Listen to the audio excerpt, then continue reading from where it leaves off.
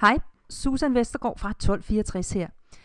Du får lige en lille videoguide i, hvordan det er, at du indsætter og sletter kolonner og linjer i et Excel-ark, uden at bruge mus, vel at mærke. Fordi hvis det er, du bruger mus, jamen så hvis det er, du bruger mus i det hele taget, så vil du nok markere sådan den linje her, eller den kolonne, som det er, at du vil indsætte en ny kolonne D, og så skubbe det andet den her vej. Så vil du nok højreklikke og indsæt. Sådan, så er der kommet en ny kolonne. Og med linjerne her, der vil du markere den, højreklikke, indsæt, og så er der kommet en linje der. Men, sådan der, så er det væk igen. Hvis det er, at vi vil gøre det uden brug af mus, eller hvis du vil gøre det uden brug af mus, så kan du faktisk godt gøre det. Hvis det er, at du med piletasterne går hen og stiller dig på den kolonne, du vil gerne have en ny kolonne D ind, for eksempel her, så trykker du for at markere sådan en kolonne her, så skal du holde kontrolknappen nede, imens du trykker på den lange her, den mellemrumstasten. Kontrolknappen nede, og så mellemrumstasten. Sådan, så er den markeret. Så skal vi have indsat en kolonne, eller du skal have indsat en kolonne her.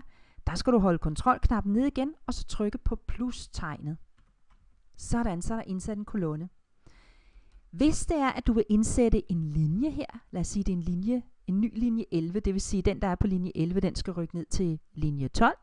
Her, jamen i stedet for at trykke kontrol mellemrum, som det var med kolonnerne her, så med linjerne, så er det shift mellemrum. Du holder shift-knappen ned og trykker mellemrum, og fuldstændig som med kolonnerne, så er det kontrol-knappen ned og plus, så er den indsat her. Lad os sige, at du alligevel ikke vil have den her kolonne her, eller at du gerne vil af med denne her kolonne. Så er det igen at markere den. Du stiller dig hen ved kolonnen her, og så trykker du kontrol mellemrum, så er den markeret. Hvor indsæt det var kontrol plus, så er slet kontrol minus. Og minus, det er altså en bindestreg. Hvis du har sådan et normalt tastatur med nummertastatur, så vil bindestregen stå ovenover plusset ude til højre. Så du holder kontrolknappen nede og trykker minus. Sådan.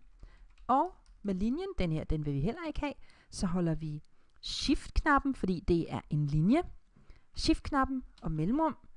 Og uanset om det er en kolonne eller en linje, så skal du holde kontrolknappen nede. Det vil sige kontrol minus. Sådan der.